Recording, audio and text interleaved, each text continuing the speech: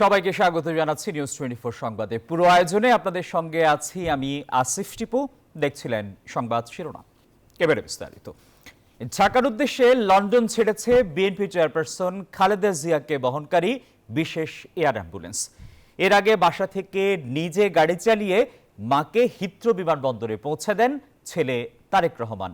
কাল সকাল 11:30টায় বাংলাদেশের মাটিতে পা রাখবেন বিএনপি চেয়ারপারসন। দলীয় প্রধানকে স্বাগত জানাতে এরই মধ্যে সব প্রস্তুতি শেষ করেছে বিএনপি। এসএসসি পরীক্ষা ও জনভোগান্তি এড়াতে নেতাকর্মীদের ফুটপাতে অবস্থান নেয়ার নির্দেশ দিয়েছেন বিএনপি মহাসচিব মির্জা ফখরুল ইসলাম। বাংলাদেশ সময় সন্ধ্যা 7টার কিছু আগে ছেলে তারেক রহমানের বাসা থেকে লন্ডনের হিথ্রো বিমানবন্দরের দিকে রওনা হন বিএনপি চেয়ারপারসন বেগম খালেদা জিয়া। ভারাক্রান্ত মনে অশ্রুসজল নয়নে মা আর স্ত্রীকে নিজেই গাড়ি চালিয়ে বিমানবন্দরে পৌঁছে দেন তারেক রহমান। নিজের মা ফিরছেন জন্মভূমিতে, তাই এই বিদায়ে ছেলে হিসেবে এক ধরনের আনন্দ আছে তারেক রহমানের। বিপরীতে আছে কাছে না থাকার বেদনাও, কারণ নানা চড়াই উতরাই পেরিয়ে বহু বছর পর প্রিয় মায়ের সান্নিধ্য পেয়েছেন বিএনপির ভারপ্রাপ্ত চেয়ারম্যান। এদিকে দলীয় প্রধানকে বিদায় জানাতে আগে থেকে বিমানবন্দরে উপস্থিত ছিলেন লন্ডন বিএনপি নেতাকর্মীরা। তাদের ভিড় ঠেলেই বিমানবন্দরে পৌঁছান খালেদা জিয়া। গত 7 জানুয়ারি উন্নত চিকিৎসার জন্য লন্ডন যান সাবেক প্রধানমন্ত্রী বেগম খালেদা জিয়া। আগের চেয়ে শারীরিকভাবে সুস্থ হওয়ায় 4 মাস পর দেশের পথে বিএনপি চেয়ারপারসন। কাতারের আমিরের দেয়া বিশেষ এয়ার অ্যাম্বুলেন্সে ঢাকায় ফিরছেন তিনি। সঙ্গে আসছেন 2 পুত্রবধূ বিএনপির ভারপ্রাপ্ত চেয়ারম্যান তারেক রহমানের স্ত্রী ডাক্তার জোবাইদা রহমান ও প্রয়াত আরাফাত রহমান কোকোর স্ত্রী সৈয়দা শামিলা রহমান। বেগম খালেদা জিয়াকে স্বাগত জানাতে ইতিমধ্যে সব প্রস্তুতি সম্পন্ন করেছে বিএনপি। অঙ্গ ও সহযোগী সংগঠনের জন্য স্পট ভাগ করে দেওয়া হয়েছে। বিমানবন্দর থেকে খিলক্ষেত হয়ে কাকলি মোড় দিয়ে গুলশান 2 হয়ে ফিরোজায় প্রবেশ করবে বেগম খালেদা জিয়ার গাড়িবহর। বিমানবন্দর থেকে লা মেরিডিয়ান হোটেল পর্যন্ত রাস্তার দুপাশে অবস্থান করবে ঢাকা মহানগর উত্তর বিএনপির নেতাকর্মীরা। লা মেরিডিয়ান হোটেল থেকে খিলক্ষেত পর্যন্ত ছাত্রদল, খিলক্ষেত থেকে হোটেল রেডিসন পর্যন্ত যুবদল, হোটেল রেডিসন থেকে আর্মি স্টেডিয়াম পর্যন্ত ঢাকা মহানগর দক্ষিণ বিএনপি। এরপর বনানী কবরস্থান পর্যন্ত স্বেচ্ছাসেবক দল, বনানী কবরস্থান থেকে কাকলি মোড় পর্যন্ত কৃষক দল অভ্যর্থনা জানাবেন। কাকলি মোড় থেকে গুলশানের বাসভবন পর্যন্ত বাকি পথে থাকবে শ্রমিক দল, ওলামা দল, মুক্তিযোদ্ধা দল সহ বিএনপির অঙ্গ ও পেশাজীবী সংগঠনের নেতাকর্মীরা। মঙ্গলবার এসএসসি পরীক্ষা থাকায় মূল সড়কে না দাঁড়িয়ে ফুটপাতে অবস্থান নিতে দলের নেতাকর্মীদের অনুরোধ জানিয়েছেন বিএনপি মহাসচিব মির্জা ফখরুল ইসলাম আলমগীর।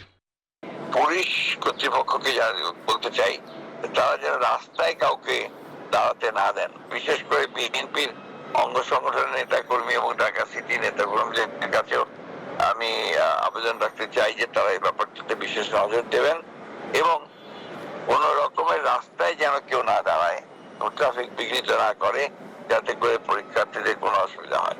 দেশের চলমান পরিস্থিতিতে বেগম খালেদা জিয়ার স্বদেশ প্রত্যাবর্তনকে গুরুত্বপূর্ণ মনে করছেন বিএনপি নেতারা। দেশনেত্রী বেগম খালেদা জিয়া চিকিৎসা শেষে আবার মোটামুটি সুস্থ শরীরে দেশে প্রত্যাবর্তন করছেন। এটা বাংলাদেশের মানুষকে গণতন্ত্রের উত্তরণের পথে সাহস, নির্দেশনা এবং মানুষের মধ্যে একটা আশা জাগাবে। এদিকে গুলশানের 80 নম্বর সড়কের 1 নম্বর বাড়ি ফিরোজাকে প্রস্তুত করা হয়েছে। বাসার ভেতরের সব কক্ষগুলোর পরিষ্কার পরিচ্ছন্নতার কাজও শেষ হয়েছে। সামনের সবুজ আঙ্গিনায় ফুলের গাছের টব দিয়ে সাজানো হয়েছে। বাড়ির সামনে নিরাপত্তায় নিয়োজিত রয়েছে পুলিশ ও চেয়ারপারসনের সিকিউরিটি ফোর্সের সদস্যরা। 2018 সালে শেখ হাসিনা সরকারের আমলে দুর্নীতি দমন কমিশনের দায়ের করা মামলায় গ্রেপ্তার হয়ে পুরান ঢাকার কেন্দ্রীয় কারাগারে বন্দী ছিলেন বেগম জিয়া। কোভিড-19 মহামারীর সময় সরকার তাকে বিশেষ বিবেচনায় কারামুক্তি দেয়। গত বছরের 5 আগস্ট ছাত্র জনতার অভ্যুত্থানে আওয়ামী লীগ সরকারের পতনের পর রাষ্ট্রপতির এক আদেশে স্থায়ীভাবে মুক্তি পান বেগম জিয়া। মাহমুদ হাসান, নিউজ 24, ঢাকা। সাবেক প্রধানমন্ত্রী খালেদা জিয়া ও তার পুত্রবধূ ডাক্তার জোবাইদা রহমানের নিরাপত্তায় সর্বোচ্চ ব্যবস্থা নিয়েছে পুলিশ। পাশাপাশি মাঠে মোতায়েন থাকবে র্যাব এবং এসবি সদস্যরাও। এছাড়া যানজটের বিষয়টি মাথায় রেখে ট্রাফিক বিভাগের পক্ষ থেকে বেশ কয়েকটি বিকল্প পরামর্শ দেয়া হয়েছে। লন্ডনে চিকিৎসা শেষে মঙ্গলবার সকাল 10টায় দেশে ফিরছেন বিএনপি চেয়ারপারসন খালেদা জিয়া। তাকে স্বাগত জানাতে বিমানবন্দর থেকে গুলশানে তার বাসভবন পর্যন্ত পথে থাকবেন নেতাকর্মীরা। খালেদা জিয়া ও তার পরিবারের সদস্যদের নিরাপত্তা দিতে পরিকল্পনা সাজিয়েছে পুলিশ। পুলিশের পাশাপাশি থাকবে বিভিন্ন সংস্থার সদস্যরা। মঙ্গলবার 10:30 ঘটিকার সময় BNP chairperson Begum Khaleda Zia Dhaka airport পৌঁছানোর কথা, সেইটা মাথায় রেখে এখানে বিভিন্ন জনসমাগম হবে এবং তাদের নেতাকর্মীরা তাকে স্বাগত জানাবেন, এই বিষয়টা আমরা জানি। এটা মাথায় রেখে আমরা আমাদের নিরাপত্তা কর্মসূচি সাজিয়েছি, যাতে করে বিএনপি চেয়ারপারসনের এয়ারপোর্ট থেকে বাসায় আসা পথটা সুগম হয়। যানজটের বিষয়টি মাথায় রেখেও পরিকল্পনা সাজিয়েছে পুলিশ। রাস্তার দুই পাশে নেতাকর্মীরা থাকায় এক্সপ্রেস ওয়েতে মোটরসাইকেল এবং সিএনজি অটোরিকশা চলাচলের অনুমতি চাওয়া হয়েছে। এছাড়াও রয়েছে আরও কয়েকটি বিকল্প প্রস্তাব। ট্রাফিকের পৃথক নিরাপত্তা ব্যবস্থা থাকবে, যাতে করে আমাদের ট্রাফিক ম্যানেজমেন্টের জন্য সুবিধা হয় এবং নির্বিঘ্নে নগরবাসী চলাফেরা করতে পারে। এছাড়া খালেদা জিয়ার গুলশানের বাসভবন ও ডাক্তার জুবাইদা রহমানের ধানমন্ডির বাসায় নিরাপত্তা জোরদার করছে পুলিশ। জুবায়ের সানি, নিউজ 24, ঢাকা। নির্বাচন কমিশন কোনো ধরনের রাজনৈতিক বিতর্কে জড়াবে না জানিয়েছেন প্রধান নির্বাচন কমিশনার এএমএম নাসির উদ্দিন। বলেন, একটি অবাধ, সুষ্ঠু, নিরপেক্ষ ও সুন্দর নির্বাচন করতে নির্বাচন কমিশন প্রতিজ্ঞাবদ্ধ। সোমবার ময়মনসিংহ অঞ্চলের নির্বাচন কর্মকর্তাদের সঙ্গে এক মতবিনিময় সভায় সিইসি এসব কথা বলেন। বিস্তারিত সৈয়দ নোমানের রিপোর্টে। ভোটার তালিকা হালনাগাদ ও ত্রয়োদশ জাতীয় সংসদ নির্বাচন উপলক্ষে ময়মনসিংহ অঞ্চলের নির্বাচন কর্মকর্তাদের সঙ্গে মত বিনিময় করেন প্রধান নির্বাচন কমিশনার। এবং তারা সার্বক্ষণিকভাবে আমাদের ময়মনসিংহ সিটি কর্পোরেশনের শহীদ শাহাবুদ্দিন মিলনায়তনে আয়োজিত ওই অনুষ্ঠানে সিইসি জানান, কোনো ধরনের প্রভাব কিংবা চাপের কাছে মাথা নোয়াবে না নির্বাচন কমিশন। ইসি সম্পূর্ণরূপে নিরপেক্ষ একটা প্রতিষ্ঠান এখন, এবং নিরপেক্ষ আছে, নিরপেক্ষ থাকবে, সেই নিশ্চয়তা আমি জাতিকে দিতে পারি আপনাদের মাধ্যমে। এখানে কোনো ধরনের কোনো প্রভাব, কোনো ধরনের কোনো চাপের কাছে আমরা মাথা নোয়াবো না ইনশাআল্লাহ। যে কোনো সময় নির্বাচনের জন্য প্রস্তুত নির্বাচন কমিশন, এমনটা জানিয়ে এএমএম নাসির উদ্দিন বলেন, এবার আর দিনের ভোট রাতে হওয়ার সুযোগ নেই। দিনের ভোট রাতে হওয়ার আর সুযোগ নাই, ওইটা আর ফিরে আসবে বলে মনে করি না, অন্তত যতদিন আমরা আছি। সিইসি বলেন, কোনো ধরনের রাজনৈতিক বিতর্কে জড়াবে না নির্বাচন কমিশন। যে সমস্ত সুপারিশের সাথে রাজনীতি সংশ্লিষ্ট আছে সেগুলো আমরা একটু সযত্নে পরিহার করছি। আঞ্চলিক নির্বাচন কর্মকর্তা শাহিনুর ইসলাম প্রামাণিকের সভাপতিত্বে সভায় ময়মনসিংহ অঞ্চলের সকল অতিরিক্ত আঞ্চলিক নির্বাচন কর্মকর্তা, জেলা নির্বাচন কর্মকর্তা, অতিরিক্ত জেলা নির্বাচন কর্মকর্তা এবং উপজেলা নির্বাচন কর্মকর্তাগণ অংশ নেন। সৈয়দ নোমান, নিউজ 24, ময়মনসিংহ। অবাধ, সুষ্ঠু নির্বাচন, মত প্রকাশের স্বাধীনতা ও স্বাধীন বিচার বিভাগ প্রতিষ্ঠায় বাংলাদেশকে সহায়তা করতে প্রস্তুত ইউরোপিয়ান ইউনিয়নের রাষ্ট্রদূত মাইকেল মিলার। জানান, সংস্কারের জন্য দিতে হবে পর্যাপ্ত সময়ও।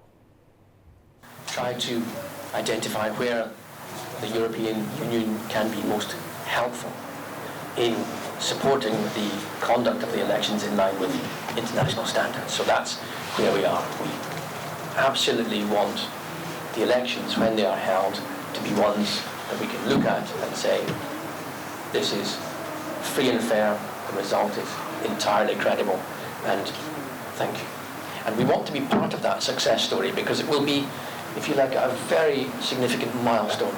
গাজীপুরে হাসনাত আব্দুল্লাহর গাড়িতে হামলার ঘটনায় এখন পর্যন্ত যুবলীগ নেতা সহ 54 জনকে গ্রেপ্তার করেছে পুলিশ। এ ঘটনায় শতাধিক আসামি করে বাসন থানায় হত্যা চেষ্টা মামলা দায়ের করা হয়েছে। এদিকে ভবিষ্যতে কেউ যদি এরকম মব জাস্টিস করার চেষ্টা করে তাদের কাউকে ছাড় দেয়া হবে না বলে হুঁশিয়ারি দিয়েছেন স্বরাষ্ট্র উপদেষ্টা অবসরপ্রাপ্ত লেফটেন্যান্ট জেনারেল মোহাম্মদ জাহাঙ্গীর আলম চৌধুরী। মোহাম্মদ জাহাঙ্গীর আলমের তথ্য এবং ছবিতে ডেস্ক রিপোর্ট। গাজীপুর মহানগরীয় চান্দনা চৌরাস্তা এলাকায় জাতীয় নাগরিক পার্টি এনসিপির দক্ষিণাঞ্চলের মুখ্য সমন্বয়ক হাসনাত আব্দুল্লাহর গাড়িতে হামলার ঘটনায় মহানগর পুলিশ বিশেষ অভিযান চালিয়ে এখন পর্যন্ত 54 জনকে আটক করেছে। অভিযান অব্যাহত রয়েছে বলে জানিয়েছে পুলিশ। গাজীপুর মেট্রোপলিটন পুলিশের বাসন থানায় একটি মামলা রেকর্ড করা হয়েছে। মামলা আমরা যেটা জানতে পেরেছি আসলে 100 জনের নামে মামলা করা হয়েছে এবং আরো অজ্ঞাতনামা আছে। হাসনাত আব্দুল্লাহর উপর হামলার প্রতিবাদে গাজীপুর, চট্টগ্রাম, রংপুর সহ দেশের বিভিন্ন জায়গায় বিক্ষোভ হয়েছে। এই ঘটনায় তীব্র নিন্দা জানিয়েছেন শিক্ষার্থীরা। আমরা আমাদের গাজীপুরের পক্ষ থেকে কেন্দ্রীয় নির্দেশনা মেনে আমরা এই মামলাটা রুজু করতে আজকে এই বাসন থানায় আমরা সবাই উপস্থিত হয়েছি। তদন্তের মাধ্যমে বিভিন্ন গোয়েন্দা সংস্থার মাধ্যমে যাদেরকে পেয়েছেন তাদের নামগুলো এখানে দিয়েছেন। আমরা চাচ্ছি যে হামলাকারীরা যারা হামলার সাথে জড়িত ছিল তাদের প্রত্যেকের বিচার হোক, কিন্তু এতে করে যে সাধারণ মানুষদেরকে গড় থেকে এনে এভাবে থানায় আটকে রেখে যাতে কোনো হয়রানির শিকার না হয়।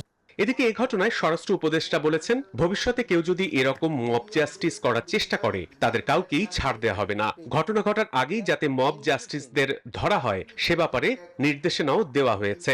54 জন যে গত রাত্রে তাদের আমরা আইনের আওতায় নিয়ে আসছি, 54 জন যে আইনের আওতায়, এরকম ধরনের ঘটনা যারা ঘটাতে চেষ্টা করবে তাদের কাউরই কোনো ছাড় দেওয়া হবে না। কারণ ভবিষ্যতে যদি কেউ করার চেষ্টা করে আমরা এই ঘটনা ঘটার আগেই যেন ধরতে পারি এই ব্যবস্থা আমরা করব। রোববার রাতে হাসনাতের গাড়িতে হামলা করে দুর্বৃত্তরা। হামলায় তিনি আহত হন এবং গাড়ির গ্লাস ভেঙে যায়। Desk report, news 24। শিগগিরই খুলছে ইতালির জন্য বাংলাদেশি 60,000 কর্মীর ভিসার জট। পাশাপাশি বাংলাদেশ থেকে আরও দক্ষ জনবল নেবে দেশটি। তবে অবৈধভাবে যাতায়াত বন্ধে কঠোর হওয়ার কথা জানানো হয়েছে। সচিবালয়ে ইতালির স্বরাষ্ট্রমন্ত্রী মাতেও পিয়ান্তেদোসির সাথে বৈঠক শেষে এসব জানান স্বরাষ্ট্র উপদেষ্টা লেফটেন্যান্ট জেনারেল জাহাঙ্গীর আলম চৌধুরী। মাঝে মধ্যেই খবরের শিরোনাম ভূমধ্য সাগর পাড়ি দিয়ে অবৈধভাবে ইতালি যাওয়ার হিড়িক, যেখানে বড় নাম বাংলাদেশ। ফলাফল ভূমধ্য সাগরে নৌকাডুবিতে অকালে মৃত্যু, অন্যদিকে সব সম্বল বেচে সংকটে পরিবার। এমন বাস্তবতার মধ্যে ইতালি যেতে বাংলাদেশের প্রায় 60,000 কর্মীর ভিসার আবেদন আটকে আছে, যাদের বড় অংশ জাল কাগজপত্র নিয়ে আবেদন করেছেন। সাম্প্রতিক সময় কয়েক দফা আন্দোলনও করেছেন ভিসা প্রত্যাশীরা। এসব কারণে বৈধ পথে ইতালি যেতে তাগাদা দিয়ে আসছে দেশটি। সম্প্রতি প্রধান উপদেষ্টা ডক্টর মোহাম্মদ ইউনূসের ইতালি সফরে আলোচনায় আসে বিষয়টি। সেই প্রেক্ষাপটে দেশটির স্বরাষ্ট্রমন্ত্রী মাতেও পিয়ান্তেদোসির দুদিনের ঢাকা সফর। প্রথম দিনে স্বরাষ্ট্র উপদেষ্টার সাথে বৈঠক, যেখানে আলোচনায় 60,000 ভিসা প্রত্যাশীর জট। ওনারা আমাদের দেশ থেকে আরো বেশি লোক নিতে আগ্রহী, যেহেতু বলছেন যে বাংলাদেশি লোকরা ওখানে খুব ভালো কাজ করেন এবং তারা খুব হার্ড ওয়ার্কিং এবং তারাও ইটালিয়ান ইকোনমিতে একটা বড় ধরনের কন্ট্রিবিউট করে যাচ্ছে। বর্তমানে 1 লাখের উপরে কর্মী রয়েছেন ইতালিতে। এই সংখ্যা আরো বাড়াতে চায় দেশটি। বৈধ অভিবাসন ও মানব পাচার বন্ধে বাংলাদেশের সঙ্গে একটি চুক্তি করতে চায় ইতালি। আরাবিয়ান কান্ট্রির পরে হতে ইউরোপিয়ান কান্ট্রির ভিতরে ইটালি সবচেয়ে বেশি। এখানে এই আমরা আজকে আলাপ করেছি আমাদের ভিতরে একটা কোঅপারেশন, আমাদের একটা এইটা কিভাবে আরো বৃদ্ধি করা যায় এই ব্যাপারে আমাদের আলাপ হয়েছে এবং আমাদের যারা ওখানে কাজ করতেছে তারা যেন প্রপার ভিসা নিয়ে এবং প্রপার চ্যানেলে যায়, এই জন্য তারা বলছেন। এরপর ইতালির স্বরাষ্ট্রমন্ত্রী বৈঠক করেছেন প্রধান উপদেষ্টার সাথে। মঙ্গলবার সকালে প্রবাসী কল্যাণ উপদেষ্টার সাথে বৈঠক করবেন Matteo Piantedosi. Shanaji Yasmin, news 24, Dhaka. Bangladesh থেকে আরও কর্মী নিয়োগে আগ্রহী ইতালি। দেশটি থেকে নিরাপদ অভিবাসন নিশ্চিত করতে পদক্ষেপ গ্রহণ করবে বলে প্রধান উপদেষ্টা ডক্টর মোহাম্মদ ইউনূসকে জানিয়েছেন সফররত ইতালির স্বরাষ্ট্রমন্ত্রী মাতেও পিয়ান্তেদোসি। সোমবার বিকেলে রাষ্ট্রীয় অতিথি ভবন যমুনায় প্রধান উপদেষ্টার সঙ্গে সাক্ষাৎ করেন বাংলাদেশ সফররত ইতালির মন্ত্রী। এ সময় পারস্পরিক আগ্রহের বিষয়, বিশেষ করে বাংলাদেশের নাগরিকদের নিরাপদ ও বৈধ অভিবাসন, মানব পাচার প্রতিরোধ এবং বাণিজ্য ও বিনিয়োগ সংক্রান্ত বিষয়ে আলোচনা হয়। এ সময় মাতেও প্রধান উপদেষ্টাকে জানান, ইতালির প্রধানমন্ত্রী জর্জিয়া মেলোনি সেপ্টেম্বরের আগেই বাংলাদেশ সফরে আসতে পারেন, কারণ রোম ঢাকার সাথে দ্বিপাক্ষিক সহযোগিতা নবায়ন ও পুনরারম্ভ করতে আগ্রহী।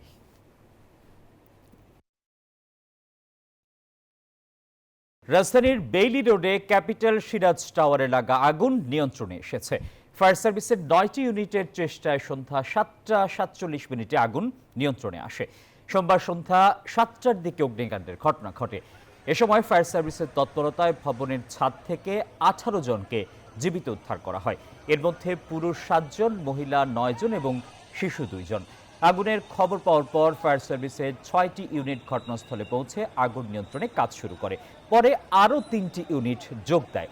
প্রাথমিকভাবে আগুন লাগার কারণ ও ক্ষয়ক্ষতির পরিমাণ জানা যায়নি।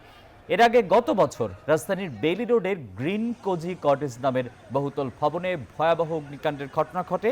এতে নিহত হয়েছিল 46 জন।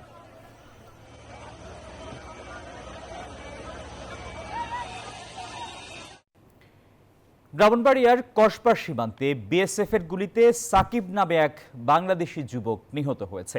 এ ঘটনায় সুজন বর্মন নামে একজন ভারতীয় নাগরিকও আহত হয়েছে। রোববার রাতে উপজেলার বায়েক ইউনিয়নের মাদলা সীমান্তে এই ঘটনা ঘটে। সাকিবের পরিবারে নেমে এসেছে শোকের ছায়া। এ ঘটনার সুষ্ঠু বিচার চেয়েছেন নিহতের স্বজনরা। মাসুক হৃদয়ের তথ্য এবং ছবিতে ডেস্ক রিপোর্ট। ঘটনা রোববার রাতের উপজেলার বায়েক ইউনিয়নের মাদলা সীমান্তে ভারতীয় যুবক সুজনের মাধ্যমে চোরাই পথে মোটরসাইকেল আনার জন্য যায় বাংলাদেশি যুবক সাকিব। এই সময় সীমান্তে টহলরত বিএসএফ সদস্যরা তাদের লক্ষ্য করে গুলি ছোড়ে। এতে গুলিবিদ্ধ হন সুজন ও সাকিব। পরে সাকিবকে আশঙ্কাজনক অবস্থায় কুমিল্লা মেডিকেল কলেজ হাসপাতালে নেওয়া হলে সেখানে চিকিৎসাধীন অবস্থায় তার মৃত্যু হয়। আহত ভারতীয় নাগরিক সুজন বর্মনকে রাজধানীর একটি হাসপাতালে ভর্তি করা হয়েছে। নিহত সাকিব বায়েক ইউনিয়নের মাদলার নন্দননগর পুরাতন গুচ্ছগ্রামের বাসিন্দা। সোমবার সকালে তার মরদেহ বাড়িতে নিয়ে এলে পরিবারে নেমে আসে শোকের ছায়া। এই ঘটনার সুষ্ঠু বিচার চেয়েছেন নিহতের স্বজনরা। বিএসএফ বাংলাদেশ আইসা গুল্লুকিটা মাইরা বিএসএফ চলে গেছে, তারপরে পাবলিকে দেখে আমার বাইরে নিয়ে হাসপাতাল নিয়ে গেছে। আমি সরকারের কাছে বিচার আবেদন জানাইছি, শক্ত বিচার আমি চাই। এই ঘটনায় প্রয়োজনীয় আইনগত ব্যবস্থা প্রক্রিয়াধীন বলে জানিয়েছে প্রশাসন। আমরা এখন আপাতত যেটি বলে আমরা লাশের সরকার তৈরি হচ্ছে, আমরা লাশ মর্গে। বাংলাদেশে নবায়নযোগ্য জ্বালানি প্রকল্প বাস্তবায়নে 35 কোটি ইউরোর কাঠামোগত ঋণ অনুমোদন করেছে ইউরোপীয় বিনিয়োগ ব্যাংক ইআইবি। এশীয় উন্নয়ন ব্যাংক এডিবির 58তম বার্ষিক সভা চলাকালে গুরুত্বপূর্ণ আন্তর্জাতিক আর্থিক অংশীদারদের সঙ্গে উচ্চ পর্যায়ের দ্বিপক্ষীয় বৈঠকের অংশ হিসেবে অর্থ উপদেষ্টা সালেউদ্দিন আহমেদ এবং ইআইবি সভাপতি নাদিয়া কালভিনোর মধ্যে আলোচনা হয়। ইআইবির চলমান সহায়তার পরিধি বৃদ্ধি এবং বাংলাদেশে নতুন বিনিয়োগের সুযোগ নিয়ে বিস্তারিত আলোচনার পাশাপাশি বৈঠকটিতে ঋণ ও অনুদানের অনুমোদন হয়। এছাড়াও পরিবেশ রক্ষা, জলবায়ু পরিবর্তনের ঝুঁকি হ্রাস এবং অভিযোজনের মাধ্যমে বাংলাদেশের দীর্ঘমেয়াদী টেকসই উন্নয়নে সহায়তা করার লক্ষ্যে গৃহীত প্রকল্পের অংশ হিসেবে অতিরিক্ত 4 কোটি 50 লাখ ইউরো অনুদানের প্রতিশ্রুতি দিয়েছে ইউরোপীয় ইউনিয়ন ইইউ।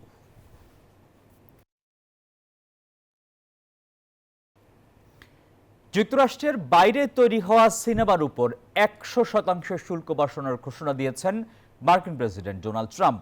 সোমবার বিবিসির এক প্রতিবেদনে জানানো হয়েছে এই তথ্য। ট্রাম্পের দাবি, অন্য দেশের দেয়া সুবিধার কারণে যুক্তরাষ্ট্রের ফিল্ম ইন্ডাস্ট্রি শেষ হয়ে যাচ্ছে, যা দেশের জন্য বিপজ্জনক।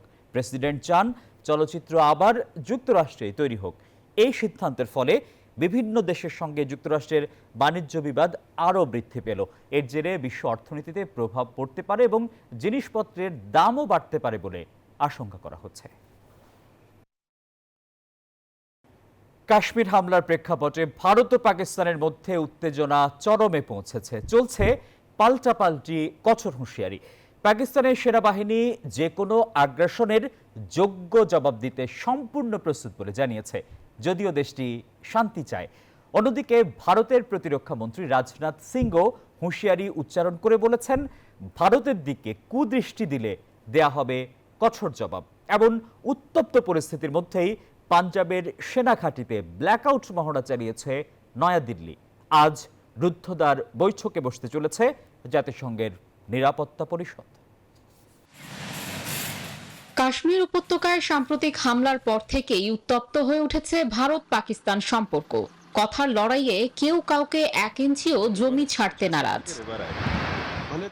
রোববার ইসলামাবাদে এক বৈঠকে পাকিস্তানের সেনা মুখপাত্র লেফটেন্যান্ট জেনারেল আহমেদ শরীফ চৌধুরী এবং তথ্যমন্ত্রী আতাউল্লাহ তারার সাফ জানালেন, পাকিস্তান শান্তি চায়, তবে যে কোনো আগ্রাসনের যোগ্য জবাব দিতে তারা সম্পূর্ণ প্রস্তুত। শুধু তাই নয়, ভারত আন্তর্জাতিক চুক্তি ভেঙে চেনাব নদীর জলপ্রবাহ কমিয়ে দিয়েছে, এই গুরুতর অভিযোগ তুলে এবার জাতিসংঘের নিরাপত্তা পরিষদে যাওয়ার ঘোষণাও দিয়েছে পাকিস্তান। অন্যদিকে বসে নেই ভারতও। ভারতের প্রতিরক্ষা মন্ত্রী রাজনাথ সিং পাল্টা হুঁশিয়ারি দিয়ে বলেছেন, যারা ভারতের দিকে কুদৃষ্টি দেবে তাদের কঠোর জবাব দেয়া হবে। প্রধানমন্ত্রী নরেন্দ্র মোদীর নেতৃত্বে প্রত্যাশিত পদক্ষেপ নেওয়ারও জোরালো ইঙ্গিত দেন তিনি। এই চরম উত্তপ্ত পরিস্থিতির মধ্যেই সীমান্তে নিজেদের প্রস্তুতি ঝালিয়ে নিয়েছে ভারত। রোববার পাঞ্জাবের একটি সেনা ঘাঁটিতে রাতের অন্ধকারে ব্ল্যাকআউট মহড়া চালিয়েছে ভারতীয় সেনাবাহিনী। যুদ্ধের সময় শত্রুর সম্ভাব্য বিমান হামলা থেকে বাঁচতে আলো নিভিয়ে দেওয়ার এই মহড়াকে বিশ্লেষকরা দেখছেন ভারতের বাড়তি সামরিক সতর্কতা হিসেবে। Desk report, news 24। 32 কোটি টাকার অবৈধ সম্পদ অর্জন ও 800 কোটি টাকার বেশি সন্দেহজনক লেনদেন থাকার অভিযোগে সাবেক বিসিবি সভাপতি নাজমুল হাসান পাপন এবং তার স্ত্রীর বিরুদ্ধে মামলা করেছে দুর্নীতি দমন কমিশন। সোমবার দুদকের নিয়মিত ব্রিফিংয়ে এই তথ্য জানান সংস্থাটির জনসংযোগ কর্মকর্তা আক্তারুল ইসলাম। এদিকে বিপিএল এর টিকিট কালোবাজারির ঘটনায় বিসিবির সংশ্লিষ্টতা পেয়েছে সংস্থাটি। সভাপতি হিসেবে 2012 সালের 17 অক্টোবর থেকে টানা 1 যুগ বাংলাদেশ ক্রিকেট বোর্ডে আধিপত্য চালিয়েছেন সাবেক মন্ত্রী নাজমুল হাসান পাপন। ক্রিকেটারদের ব্যক্তিগত বিষয় থেকে প্রশাসনিক সর্বক্ষেত্রেই সমানভাবে প্রভাব বিস্তারে অভিযোগ ছিল বিসিবির সাবেক এই সভাপতির বিরুদ্ধে। সাবেক প্রধানমন্ত্রী শেখ হাসিনার আস্থাভাজন হওয়ায় পাপনের বিরুদ্ধে কেউ মুখ খোলার সাহস পায়নি। উইকেট কন্ডিশন, আবহাওয়া সবকিছুতে অ্যাডজাস্ট হওয়ার জন্য আওয়ামী সরকার পতনের পর বিসিবি থেকে বিদায় হন পাপন। এরপরই তার বিরুদ্ধে ওঠা নানা অনিয়ম ও দুর্নীতি নিয়ে অনুসন্ধানে নামে দুদক। তারই সূত্র ধরে এবার পাপন ও তার স্ত্রীর বিরুদ্ধে অবৈধ সম্পদ অর্জন ও দুর্নীতির প্রমাণ পায় সংস্থাটি। নাজমুল হাসান পাপন, সাবেক সভাপতি বাংলাদেশ ক্রিকেট বোর্ড, এর বিরুদ্ধে 20,07,41,012 টাকা জ্ঞাত আয় বহির্ভূত সম্পদ অর্জন করার অপরাধে একটি মামলা রুজুর সুপারিশ করেছে কমিশন। পাপনের আস্থাভাজন হিসেবে পরিচিত বিসিবির সাবেক পরিচালক ইসমাইল হায়দার মল্লিকের বিরুদ্ধেও মামলা করেছে দুদক।